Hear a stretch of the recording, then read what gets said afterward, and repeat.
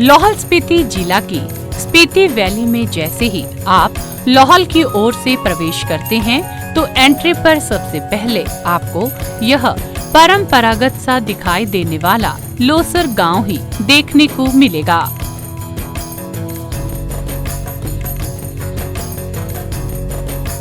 लोसर का यह नजारा बेहद खूबसूरत है। गांव में आपको एक तरफ स्पीति घाटी के ये परंपरागत घर दिखाई देंगे तो दूसरी ओर इसके चारों ओर आपको हरे भरे मटर व जौ के खेतों में लहलहाती फसल बेहद आकर्षक लगेगी। खास बात ये है कि इस गांव ने प्राकृतिक खेती को अपना रखा है। अब ये देखिए, गांव में अन्य किसानों की तरह ही अपने खेतों में रोजमर्रा के कामों में डोलमा देवी भी डटी हैं। डोलमा देवी ने कृषि विभाग द्वारा संचालित आत्मा परियोजना के तहत अपने गांव में आधुनिक ढंग से प्राकृतिक खेती करना शुरू की है। आज इस गांव में अधिकांश किसान प्राकृतिक खेती कर रहे हैं। डोलमा बताती हैं कि आत्मा परियोजना के तहत उन्हें जीवामृत, घन जीवामृत, अग्नि अस्त्र आदि बनाने की ट्रेनिंग हासिल हुई है। अधिकारियों की प्रेरणा से वे प्राकृतिक खेती की तकनीकों से अवगत हुई और मानने लगी हैं कि रासायनिक खेती के बजाय प्राकृतिक खेती उनके और भूमि के स्वास्थ्य के लिए बेहतर है। इस खेती को करने के लिए उन्होंने देसी गाय भी घर पर पाल रखी है, जिससे वे गौमूत्र व गोबर इकट्ठा करती हैं। इसी गौमूत्र व गोबर से वे अपने खेतों के लिए प्राकृतिक तौर पर कीटनाशक व खाद तैयार करती हैं। खट्टी लस्सी हो या फिर जीवामृत या फिर घन जीवामृत, वे अच्छी तरह से इन्हें बनाना सीख चुकी हैं और खेतों में इन्हीं का छिड़काव करती हैं।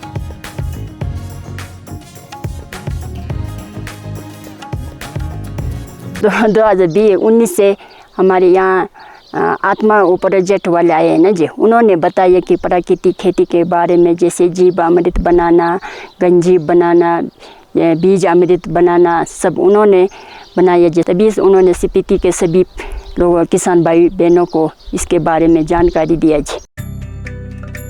डोलमा प्राकृतिक खेती से बेहतर काम करे, इसके लिए उनको आत्मा परियोजना के तहत संसाधन भंडार के लिए आर्थिक सहायता भी मिली है। प्राकृतिक तौर पर कीटनाशक व खाद बनाने के लिए उन्हें आत्मा परियोजना की तरफ से ड्रम भी वितरित किए गए हैं, जबकि बेहतर फसल के लिए प्राकृतिक तौर पर तैयार बीज भी विभाग की ओर से मिलते हैं। अच्छा, प्राकृतिक खेती करने से हमें आत्मा प्रोजेक्ट की तरफ से वैसे ड्रम वगैरह भी मिलते हैं जो गोमूत्र इकट्ठा करने के लिए, फिर संसाधन भंडार के लिए पैसे भी मिलते हैं जी, फिर वैसे जीवामृत वगैरह, फिर बीज भी मिलते हैं जी। डोलमा देवी के पास लगभग 20 बीघा जमीन है, जिस पे वे मटर तो लगाती ही हैं, लेकिन साथ ही साथ जौ की परंपरागत फसल भी तैयार करती हैं। मौसम में बदलाव आने से अब वे अपने खेतों में सब्जियों की पैदावार भी करने लगी हैं। वे संरक्षित खेती करते हुए अब अपने पॉली हाउस में गोभी, गाजर, सुकेश आदि सब्जियों की पैदावार भी कर रही हैं। मेरे पास 20 बीघा है जी, उसमें मैं जो भी उगाती हूँ जी, 10 बीघे में मटर, फिर थोड़ा साइड में आलू लगा देती हूँ, फिर वैसे घर के आसपास में सब्जियाँ लगा देते हैं अपने ज़रूरत के हिसाब से। पहले यहाँ गोभी वगैरह नहीं होते नहीं जो सब्जियाँ, अब मौसम थोड़ा चेंज हो गया है, इसलिए यहाँ गोभी, गाजर, सुकेश सब कुछ हो जाते हैं।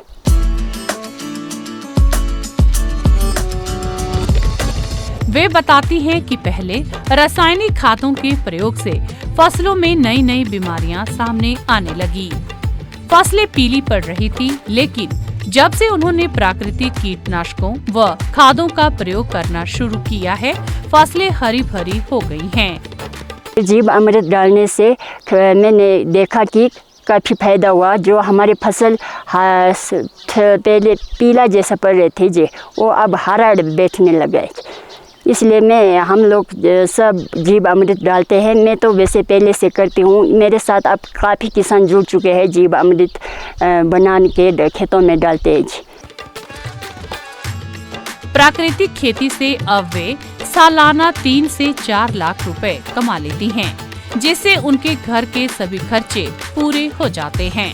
प्राकृतिक खेती से होने वाली आमदनी से डोलमा अपने बच्चों को अच्छी शिक्षा दे रही हैं, जिससे अब डोलमा ने अपने बच्चों की बेहतर पढ़ाई के लिए भी उन्हें बाहर भेजा है। मेरे पास भी 20-25 बीघा ज़मीन है। उसमें मैं जो मटर लगाती हूँ, जिसकी सालाना 3 लाख के आसपास होती है जी, जिससे हमारे घर का गुजारा चलता है। खेती से जो आमदनी होती है उससे हम अपने बच्चों को भी अच्छी शिक्षा दे रहे हैं, और जैसे हमारे व्यवस्था खाने पीने का भी पहले से अच्छा हो रहा है जी। इससे बाकी तो हमारे यहाँ कोई साधन नहीं है, क्योंकि यहाँ साल में सिर्फ एक बार की फसल होती है जी। प्राकृतिक खेती में डोलमा की सफलता को देखते हुए अब पूरा का पूरा लोसर गांव प्राकृतिक खेती करने लगा है, जिससे स्पीति घाटी का प्रवेश कहे जाने वाला यह लोसर गांव अब प्राकृतिक खेती के लिए